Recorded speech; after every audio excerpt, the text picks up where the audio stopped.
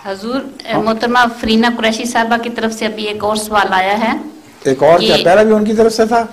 नहीं, पहला अब फरीना कुरैशी साहबा की तरफ से है। हाँ कि हज्जे बदल का आगाज किस तरह हुआ था? किसका?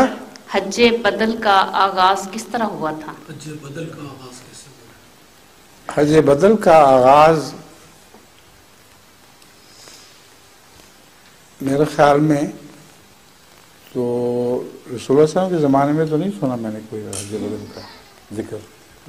क्यों भाई, किसी को मालूम है? जो शख्स हज पे ना जा सकते हों मजबूरन, बाद लोग उनकी ख्वाहिश के पेश नज़र उनकी तरफ से हज्जे बदल कर लेते हैं, और अगर अल्लाह ताला कबूल फरमा ले तो बहुत उसकी खुशकिस्मती होगी जिसकी खातर हज किसी और ने किया और उसको कबूल कर लिया।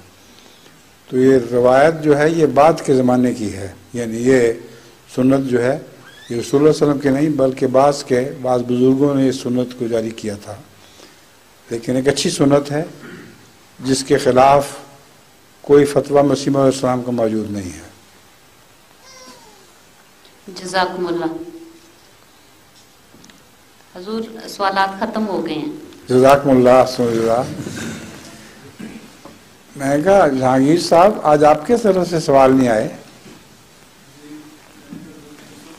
क्या?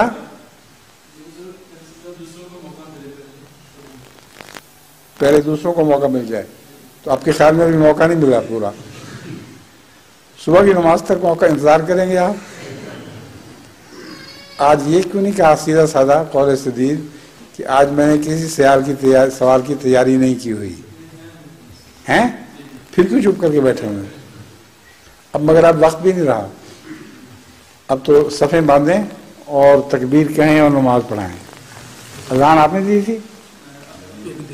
देनी है? अच्छा जी, अब ईशा की अज़ान दे दें, इतने अरसे में वक्त हो जाएगा 8 बजे पूरे।